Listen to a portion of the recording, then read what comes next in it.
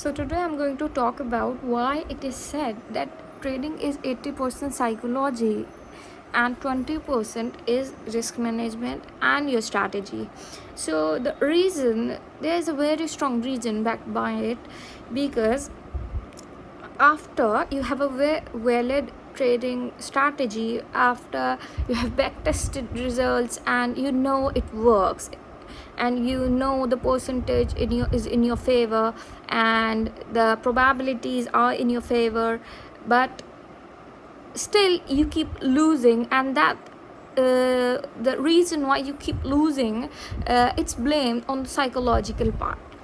Because even after you have this strategy part, the problem arises when it comes to execution, because execution is not that simple when real money is on the line, and when you are trying to be very accurate, like you have already planned a specific entry, a specific exit, but when prices are moving and they're fluctuating, you don't get an exact entry or exit. And not only this, when you try to hit the buy button before even placing the trade, you are taking it like it's going to boom, it's going to explode, like you start treating it like it's jackpot, and you really start neglecting whatever you plan, your discipline. You compromise your discipline, you compromise your risk management, and you start treating it like it's the only trade, like it's all, and you really let go of the bigger picture. And the problem is that you versus you doesn't end here. It uh, because it keeps going on, because when it comes to execution, when it comes to exit, when it comes to stop loss hit, you start second guessing yourself. No matter how much experience you have gained, no matter how much you hardwired your brain, in the end you are still fighting. Like, suppose you already pre-planned, you researched, and you take an entry in the stock. Now you want the returns to be generated, you want it to turn in your favor within a day, within a week, but that's not the case. Like, it may take a month. Like, if you are a swinger trader, it can take month, it can take weeks, and it can even take days, and in some cases it can take a day.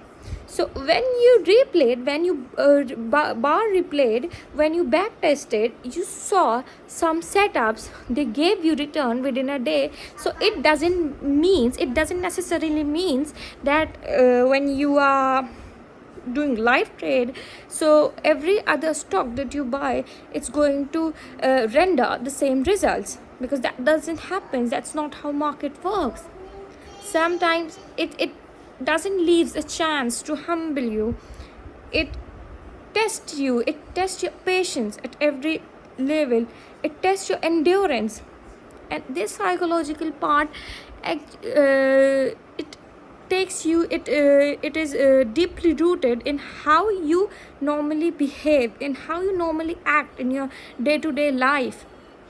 Like, are you very much like, whenever you are trying to take a decision, like a very basic decision, like you want to buy something, you are trying to choose something, do you think a lot, do you ponder upon it a lot, or you just go and you are like, okay, I want this, I have already planned, I wanted to buy this, and now I'm going to proceed with it. But if you ponder a lot, then this problem is you will be able to realize when you get into trading, when you are stuck in the psychological aspect, you will realize that this needs to be changed. You need to be you need to know what you are supposed to do. You need to be quick. You cannot like, you cannot literally extend it. You need to be sure. So basically what I'm trying to say, when you have already chosen a stock, when it comes to execution part, you simply put the buy button. There is no second guessing. I think when it already meets your criteria for the entry, when it already meets the criteria for your of discipline, like you have 7 to 8 rules for entry, so if it aligns with it, you just get in. You do not give it a second thought.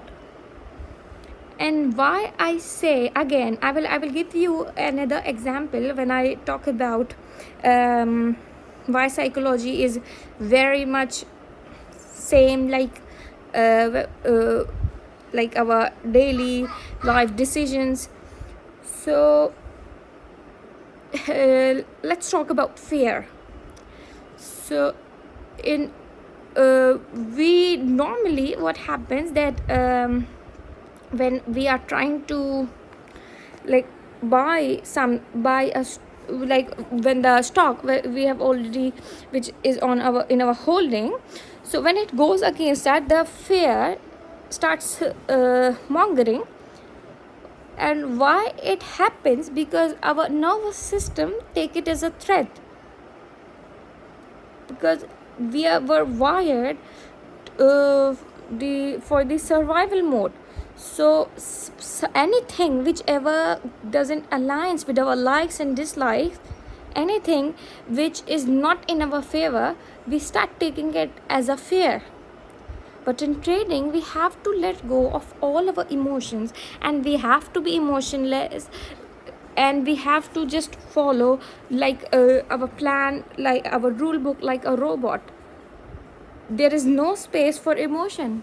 But now a lot of you will ask, how do we let go of emotion? Because emotion is a very basic like it's part of our life. Without emotion, how are humans supposed to evolve? Because when you don't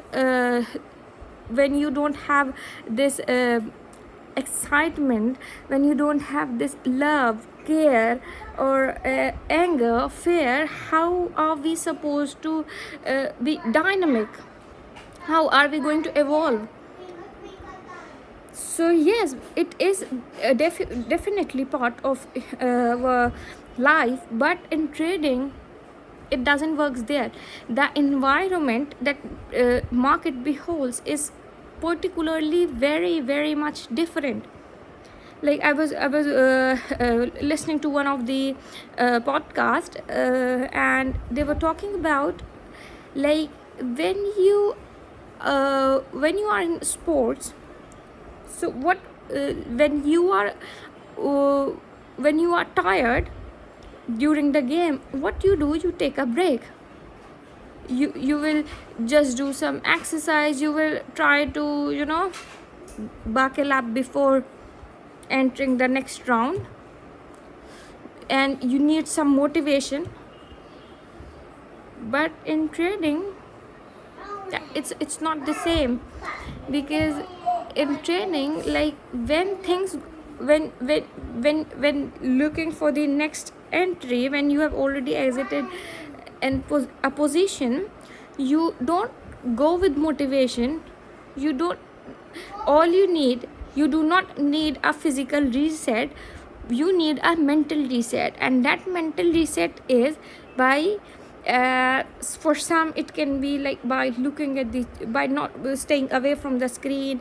For some it can be the daily chores, or for some it could be a vacation.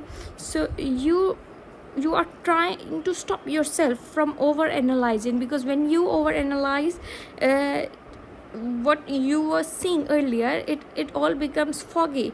You're not able to see clearly what you could see earlier. So in trading, the best thing is taking some break when you don't really understand.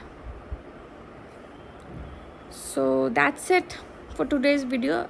And yeah, there are a lot of other topics I would talk, but now I don't, because this video have already reached 10 minutes. So I would love to discuss it in the very next video.